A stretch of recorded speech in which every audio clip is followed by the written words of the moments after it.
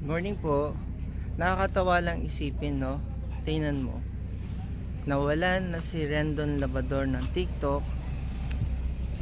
Ngayon naman, nadali na rin yung Facebook niya. Nakakatawa naman.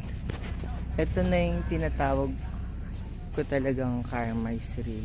Ayan, nakarma na siya sa mga pinagagawa niya. Itutuloy daw niya ang kanya advokasya. Malinaw naman kung anong advokasya niya yung manira ng tao.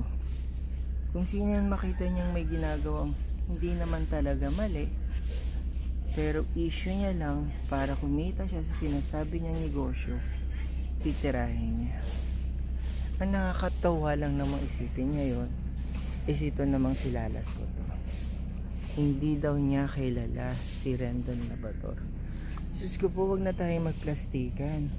Alam naman natin kung bakit kayo gumawa ng aksyon dahil nakalampag talaga kayo ni Labrador. Wag na po kayong plastic. Diyos ko po. Alam nyo sa sarili nyo ang totoo. Mahirap po talaga pag ang sarili nyo na ang kalaban nyo.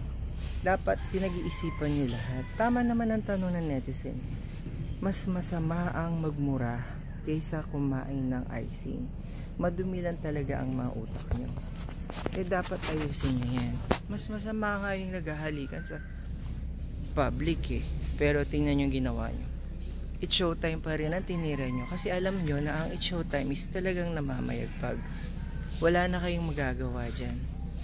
Hanggat ang tao pinapabagsak nyo, lalong umaangat yan. Diba nga sabi, kung sino yung nagmamalaki, yun yung ibinababa.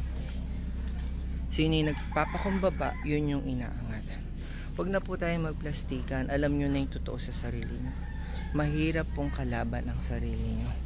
Huwag nyo pong intayin na kayo na rin ang karmahin. Hindi na ako magugulat kung isang araw is wala ka na rin dyan, Lala Soto.